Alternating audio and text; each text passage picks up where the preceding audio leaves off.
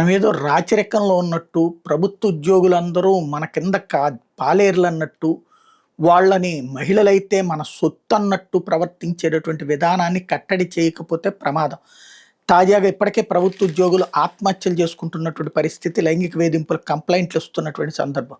ఇప్పుడు తాజాగా వచ్చేటప్పటికి అన్నమయ్య జిల్లా పెద్దతిప్ప సముద్రం మండలంలోని నవాబ్పేటకు చెందినటువంటి టీడీపీ నాయకుడు దండుపల్లి మంజునాథ్ టీడీపీ కూటమి అధికారంలోకి వచ్చినప్పటి నుంచి సచివాలయానికి వచ్చి అనధికారిక రికార్డులు పరిశీలిస్తున్నాడట.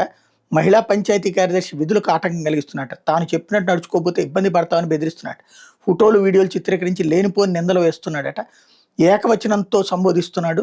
సమాచార హక్కు చట్టం ద్వారా పంచాయతీకి మంజూరైన నిధులు ఖర్చు చేసిన వివరాలు తీసుకుని సీఎంఓ, కలెక్టర్, పీజీఆర్ఎస్లో తప్పుడు ఫిర్యాదులు చేస్తున్నాడు అంటూ ఆ వేధింపులు భరించలేక బాధితురాలు పోలీసులకు కంప్లైంట్ చేసింది. కేసు వెనక్కి తీసుకుని సామరస్యంగా సర్దుకుపోకపోతే గనక ఇబ్బంది ఎదురవుద్దంటూ ఎంపీడీఓ ప్రతాపరెడ్డి పంచాయతీ కార్యదర్శికి హితబోధ చేశారంటూ సాక్షి రాసుకొచ్చింది.